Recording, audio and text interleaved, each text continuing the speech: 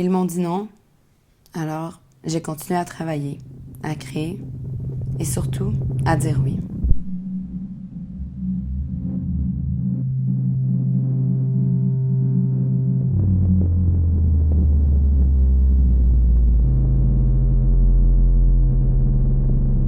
On m'a fait croire au bonheur.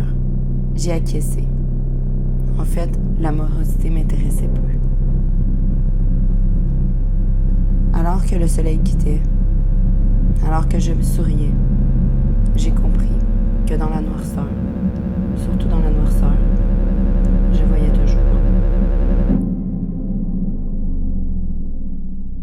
Je vais pouvoir créer quelque chose ici en utilisant tes seins, mais ça va être dans le contre-jour, fait qu'il va y avoir quelque chose de full mystérieux, les ombres, les formes presque juste. Puis ensuite, on va sortir, fait qu'il va y avoir comme un côté intime, un côté plus mystérieux. Fait comme ça sera pas juste gratuit, fait comme ça on le fait. C'est bon? Très bien. Cool.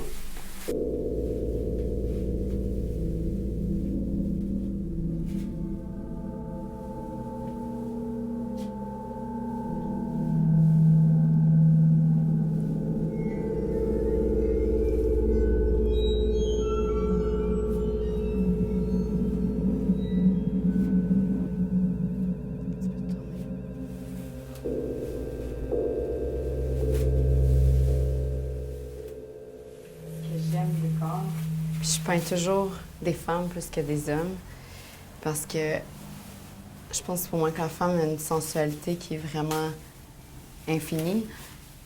Puis de réussir à traduire la féminité puis la sensualité pas en refusant qu'il y ait une sexualité, mais en travaillant à la mettre de côté pour montrer autre chose. Puis d'utiliser aussi les courbes dans un travail qui est très, très, très gestuel. Ça fait juste vraiment du sens.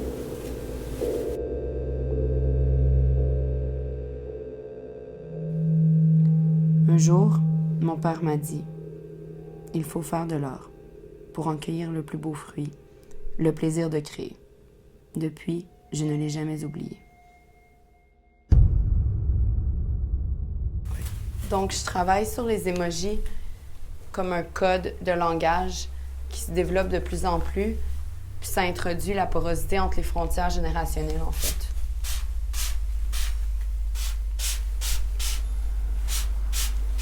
Il y a quelque chose de vraiment fort dans le symbole du smiley aussi,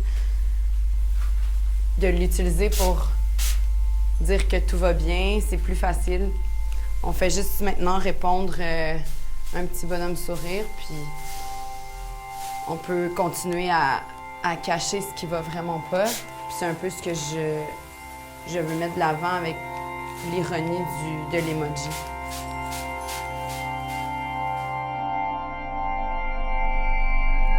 Par mon art, je suscite des rencontres entre des éléments qui s'opposent, entre les éléments sombres de la réalité humaine. C'est le point de bascule qui les transforme en caractères lumineux qui m'intéresse. Par la peinture, je mets en lumière ce dialogue des paradoxes. Je déconstruis les codes et les symboles de la société humaine. J'engage des questionnements sur le regard que l'on a de soi, mais surtout sur le regard qu'on a avec l'autre. Mon art découle d'une réflexion que je porte sur mon parcours académique, celui en criminologie.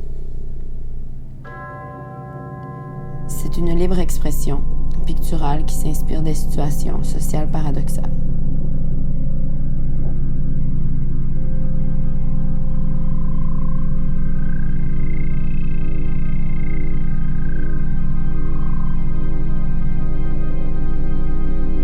On m'a fait croire au rêve.